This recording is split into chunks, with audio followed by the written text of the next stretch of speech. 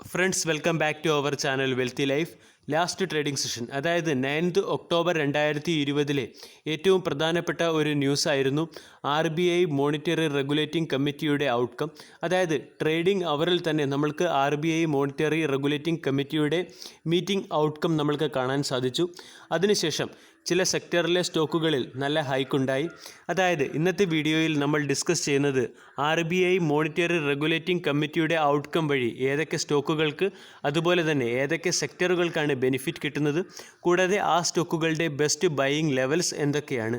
ഇതുകൂടാതെ ഈ സ്റ്റോക്കുകളെ നമ്മൾക്ക് നെക്സ്റ്റ് വീക്കിലെ സ്റ്റോക്കുകൾക്ക് വേണ്ടി, നെക്സ്റ്റ് വീക്കിലെ ട്രേഡിംഗ് സെഷനുകൾക്ക് വേണ്ടി കൺസിഡർ ചെയ്യാവുന്ന ബെസ്റ്റ് സ്റ്റോക്കുകളായി കൂടി പരിഗണിക്കാവുന്നതാണ്.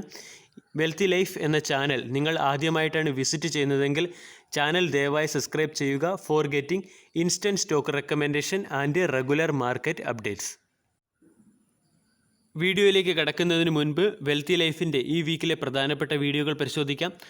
ആമസോൺ റിലയൻസ് ഫ്യൂച്ചർ ഗ്രൂപ്പ് ഡീലിനെതിരെ ഒരു ലീഗൽ നോട്ടീസും അതോടൊപ്പം തന്നെ ഇൻ്റർനാഷണൽ കോർട്ടിൽ ഒരു കേസും ഫയൽ ചെയ്തിട്ടുണ്ട്.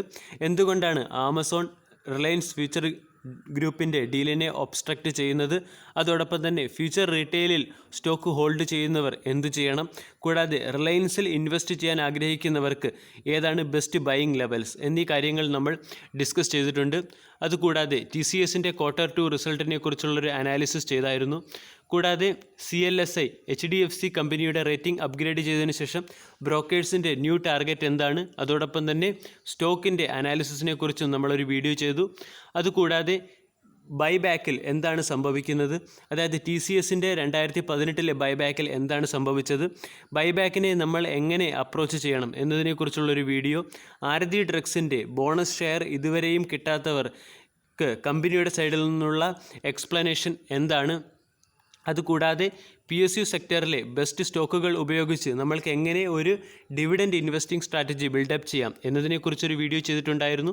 അതുകൂടാതെ മൊറട്ടോറിയം റിലേറ്റഡ് ന്യൂസ് വരുമ്പോൾ നമ്മൾക്ക് ബെസ്റ്റ് ബൈയിങ് ഓപ്പർച്യൂണിറ്റി അല്ലെങ്കിൽ മൊറട്ടോറിയം റിലേറ്റഡ് വരുന്ന ന്യൂസുകൾ ഏതൊക്കെ സ്റ്റോക്കിനെ അഫക്റ്റ് ചെയ്യും എന്നതിനെക്കുറിച്ചുള്ള ഒരു വീഡിയോ ചെയ്തിട്ടുണ്ട്. ഈ വീഡിയോകളുടെ എല്ലാം ലിങ്ക് ചാനലിൻ്റെ ഡിസ്ക്രിപ്ഷൻ ബോക്സിലും അതോടൊപ്പം തന്നെ പ്ലേലിസ്റ്റിലും അവൈലബിൾ ആണ്.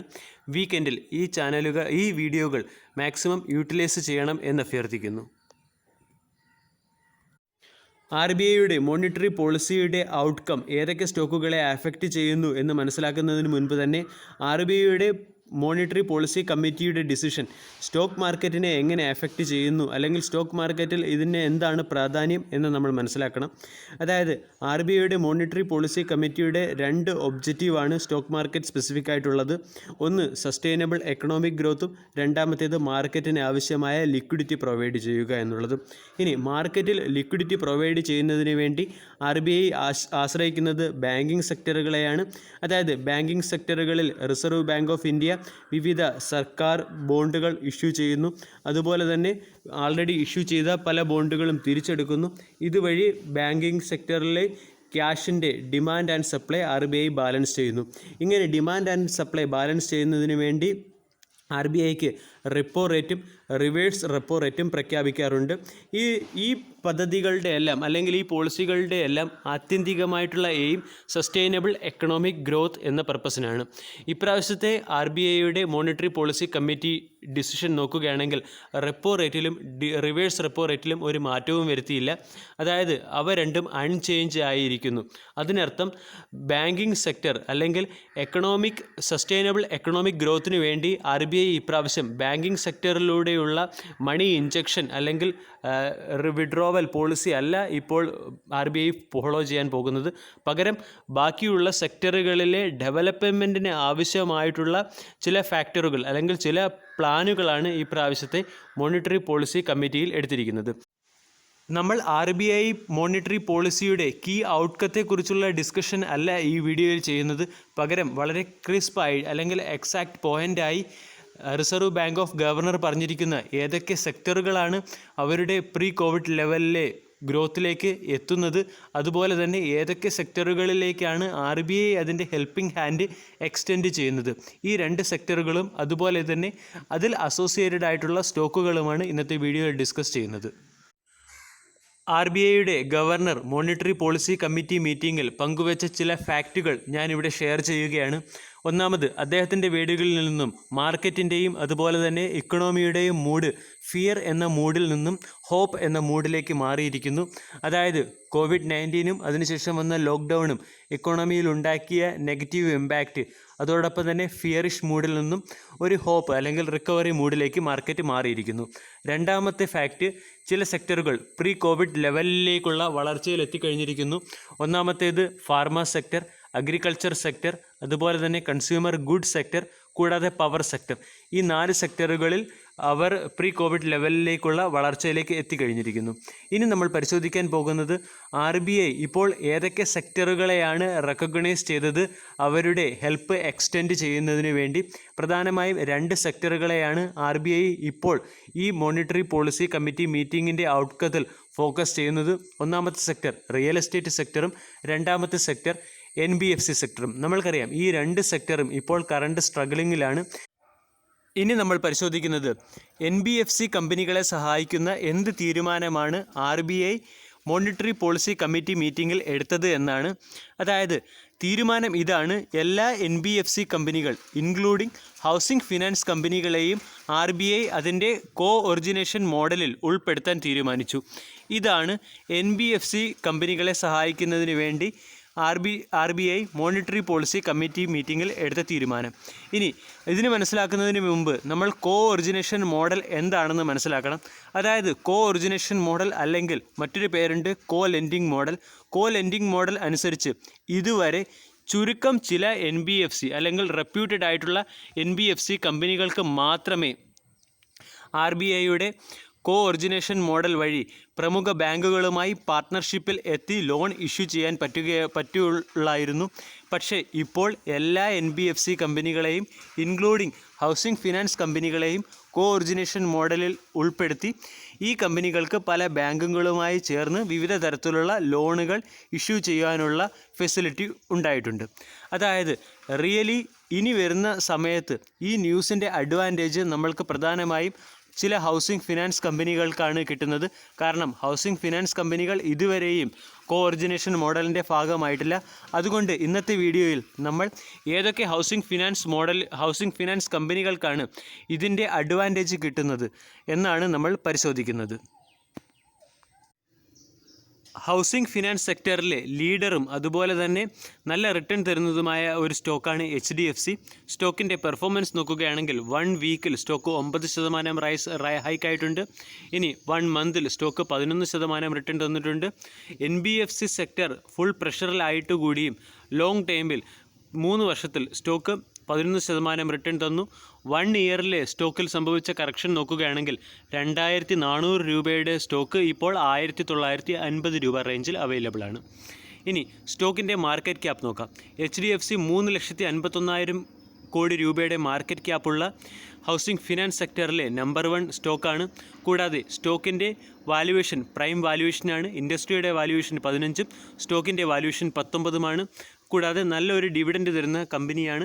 1.07% ആണ് ഡിവിഡൻഡ്. ഇനി സ്റ്റോക്കിനെ ഞാൻ 1650 1700 റേഞ്ചിലും റെക്കമെൻഡ് ചെയ്തതാണ്. സ്റ്റോക്ക് ഇപ്പോൾ അതിൻ്റെ 200-ഡേ എക്സ്പോണൻഷ്യൽ മൂവിംഗ് ആവറേജിന് 200-ഡേ എക്സ്പോണൻഷ്യൽ മൂവിംഗ് ആവറേജിന് നിയർലിയാണ് ട്രേഡ് ചെയ്യുന്നത്. അതായത് സ്റ്റോക്ക് 200-ഡേ എക്സ്പോണൻഷ്യൽ മൂവിംഗ് ആവറേജിന് മുകളിൽ സസ്റ്റെയിൻ ചെയ്യുകയാണെങ്കിൽ സ്റ്റോക്കിൽ ഒരു ബൈയിങ് ഓപ്പർച്യൂണിറ്റി ഉണ്ട്. അതിനുശേഷം ലോങ് ടൈം ഇൻവെസ്റ്റേഴ്സിന് സ്റ്റോക്കിൽ 2400 രൂപയുടെ ടാർഗറ്റും അതുപോലെ തന്നെ ഷോർട്ട് ടൈം ഇൻവെസ്റ്റേഴ്സിന് സ്റ്റോക്കിന് CLSAയുടെ ടാർഗറ്റായ 2150 രൂപ റേഞ്ചും എയിം ചെയ്യാം. ഇനി സ്റ്റോക്കിനെക്കുറിച്ചും സ്റ്റോക്കിൻ്റെ CLSA ടാർഗറ്റിനെക്കുറിച്ചും ഒരു ഡീറ്റെയിൽ അനാലിസിസ് നടത്തിയിട്ടുണ്ട്. അതിൻ്റെ ലിങ്ക് ഡിസ്ക്രിപ്ഷൻ ബോക്സിൽ അവൈലബിൾ ആണ്. ഈ സ്റ്റോക്കിനെക്കുറിച്ച് കൂടുതൽ അറിയേണ്ടവർ, കൂടാതെ HDFCയിൽ എന്തുകൊണ്ടാണ് CLSA അതിൻ്റെ ഗ്രേറ്റിംഗ് അപ്ഡേറ്റ് ചെയ്തത് എന്നീ കാര്യങ്ങൾ മനസ്സിലാക്കുന്നതിന് വേണ്ടി വീഡിയോ ഡിസ്ക്രിപ്ഷൻ ബോക്സിൽ കൊടുത്തിരിക്കുന്ന വീഡിയോയിലേക്ക് പോവുക. രണ്ടാമത്തെ സ്റ്റോക്കാണ് LIC housing finance limited. Long time ഇൻവെസ്റ്റേഴ്സിനും അതുപോലെ തന്നെ സ്വിംഗ് ട്രേഡിംഗ് ചെയ്യുന്നവർക്കും പറ്റിയ സ്റ്റോക്കാണ്. ഇനി സ്റ്റോക്കിൻ്റെ പെർഫോമൻസ് നോക്കുകയാണെങ്കിൽ സ്റ്റോക്ക് 3 ഇയറിൽ -53% നെഗറ്റീവ് റിട്ടേൺ, 1 ഇയറിൽ 19% നെഗറ്റീവ് റിട്ടേൺ ആണ് തന്നത്. 1 മന്തിൽ സ്റ്റോക്കിൻ്റെ സ്റ്റോക്ക് 6% ഹൈക്കും 1 വീക്കിൽ സ്റ്റോക്കിൽ 9% ഹൈക്കുമാണ് ഉണ്ടായത്. അതായത് 600 രൂപ വാല്യുവേഷനുള്ള സ്റ്റോക്ക് ഇപ്പോൾ ഏകദേശം 320 രൂപ റേഞ്ചിൽ അവൈലബിൾ ആണ്.